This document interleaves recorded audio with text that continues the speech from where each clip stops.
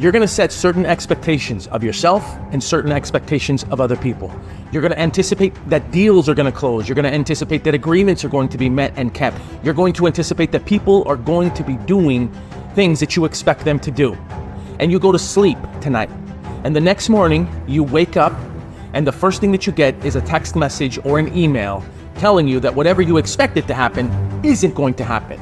Or, worse yet, not only does it not happen, but you get even more bad news. And what it does is it creates this vicious cycle of you riding the emotional roller coaster. The very first thing that you see in the morning is bad news. Or if you're hopping on social media, the very first thing that you see is you comparing your life to somebody else's highlight reel. I don't look at my phone first thing in the morning to check my email or to check social media, because I know that the minute that I do that, I'm going to start a cycle downward on that emotional roller coaster. Even if you guard your mind, what will happen is you will get good news and bad news and good news and bad news. You ride the wave on the good news, and it puts you in a good mood, and it motivates you, and it gets you back up, and you start to work, and you start to respond to calls, and you start to respond to people. They notice that you're in a better mood when you get news that is in your favor, good news that motivates you and stimulates you to keep going. The challenge is that you are relying on that good news. You are relying on that positive feedback to keep you going. Don't let the positive feedback be your gasoline.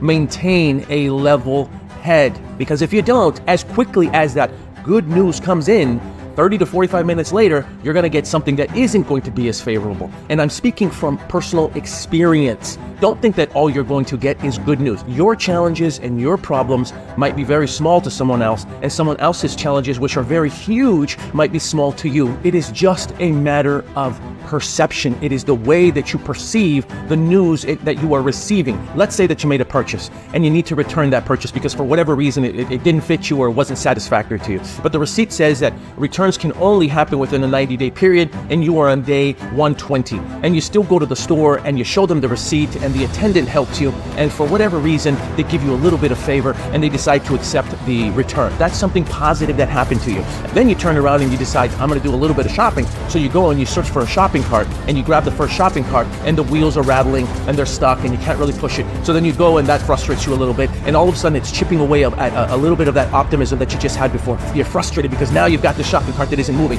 Then you move on to the next shopping cart, and that shopping cart has its wheels completely locked because somebody took it outside the store's boundaries, so you can't push that one. Now you realize that there aren't any shopping carts around you at all. So now you're a little bit more frustrated, and you've eroded all that optimism that you just had, all that positivity, all that joy that you just had because you couldn't find a shopping cart within 2 minutes or within 30 seconds. And so this is what happens. This is what happens in life. We get something positive that happens to us, and 5 minutes later something negative happens to us, and we forget about the positive thing because we're too busy focusing on the negative thing that took place shortly thereafter. That happens every day. You get highs, you get lows, you get highs, you get lows. And again, somebody else's high might be your low, and your low might be somebody else's high, and vice versa. Don't play the comparison game. Just stay level-headed. Don't let your highs get you too high. Don't let your lows get you too low. Learn to detach yourself from the outcome. I have challenges with this all the time.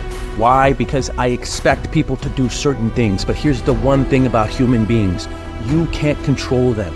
You can't control what other people are going to do. You have no idea how they are going to respond or how they are going to react to something that you might be working on with them. The only thing that you have any control over is your mind. It's yourself. It's what's between your two ears and what is going into your two ears. Those are the only things that you have any type of control over. You can't control people. Stop trying to control other people. Stop trying to dictate what is going to happen. Stop trying to manipulate situations, because the more you try to manipulate the situations, the less likely you're going to have the intended outcome. So the more you try to control someone, the less control you actually have, because you don't know what they are going to do. So detach yourself from the outcome. Detach yourself from your expectations of what they're going to happen. Hope for the best. Hope for the best. but be prepared for the possibility that the intended outcome may not come to fruition. You may not get what you want, and it's okay because you're not attached to that outcome. Now, that might sound a little bit negative to some of you. Some of you are saying, well, this is supposed to be inspirational. This is supposed to be motivational. Why are you telling me to be negative and to think that it's not going to happen? That is not what I am trying to tell you. What I am trying to tell you is you just need to detach yourself from the outcome. So if it goes positive, fantastic. And if it's negative, then don't let that ruin your day. Don't let that steal your joy. You're not attached to whatever happens.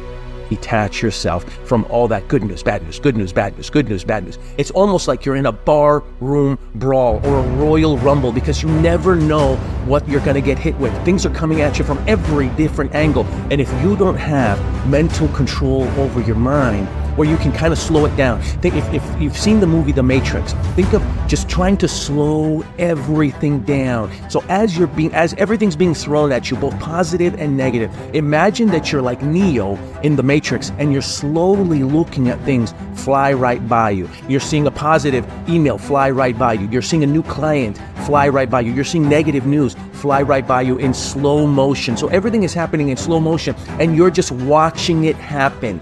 That is how I want you to react to news, to react to stuff that is happening to your day, to where you're just watching it and then you're evaluating it and you're trying to figure out how you're going to respond to it and how you're going to take advantage of it or how you're going to help somebody with it.